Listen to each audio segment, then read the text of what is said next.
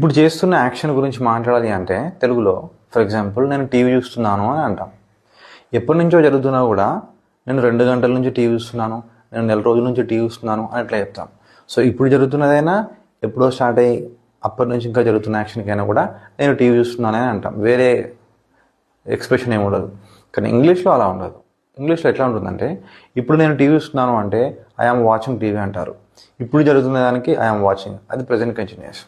కానీ గతంలోకి వెళ్ళి past 2 hours back, 5 days back, 2 years back గతంలోకి వెళ్ళి అప్పటి నుంచి జరుగుతుంది అనే ఎక్స్ప్రెషన్ ఇవ్వాలంటే మళ్ళీ I am watching TV for 2 hours, I'm watching TV for 10 days అని చెప్పకూడదు.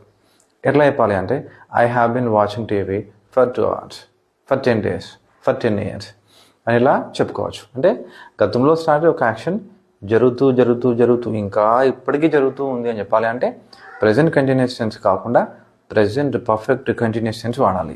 ఇది లెందీగా ఉంటుంది. దీంట్లో మెయిన్ వర్బ్ ప్రెజెంట్ కంటిన్యూస్ టెన్స్లో లాగానే మెయిన్ వర్బ్ ఇంగ్ ఫామ్లో ఉంటుంది. వాచింగ్, కుకింగ్, ఈటింగ్, డ్రింకింగ్ అట్లా ఉంటుంది. హెల్పింగ్ వర్బ్ వచ్చేసి హ్యావ్ బిన్, హ్యాస్ బిన్. ఇవన్నీ క్లియర్గా ఎక్స్ప్లెయిన్ చేస్తాను, కొంచెం లెందీగా ఉంటుంది. అంటే పాజిటివ్ స్టేట్మెంట్స్ ఎట్లా ఇవ్వాలి, నెగిటివ్ స్టేట్మెంట్స్ ఎట్లా ఇవ్వాలి, క్వశ్చన్స్ ఎట్లా అడగాలి అన్నీ డీటెయిల్గా డిస్కస్ చేస్తాను ఈ వీడియోలో. దీనిపైన ఈ వీడియోతో ఈ కాన్సెప్ట్ పైన మీకు 100% క్లారిటీ వస్తుంది. ఇంకా ఏం తెలుసుకోవాల్సింది ఏమి ఉండదు. చూడండి, 2 గంటల నుంచి ఏం చేస్తున్నారు మీరు? బిజీగా ఉన్నారు, బయటికి రావట్లేదు.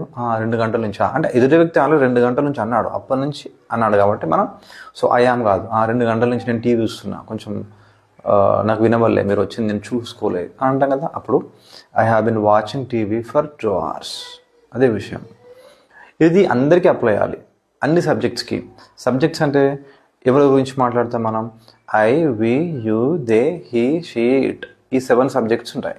తెలుగు అయినా ఇంగ్లీష్ అయినా ఏ లాంగ్వేజ్లో అయినా కూడా వీళ్ళ గురించే మాట్లాడతాం. వీళ్ళు కాకుండా ఇంకెవరు ఉన్నారు కదా. So I, we, you, they, he, she, it అందరి గురించి చెప్పాలి అంటే అందరికీ అప్లై అయ్యాలి కదా.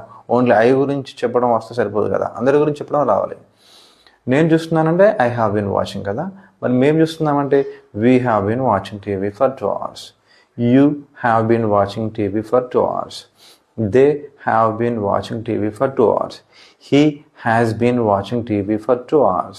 She has been watching TV for 2 hours.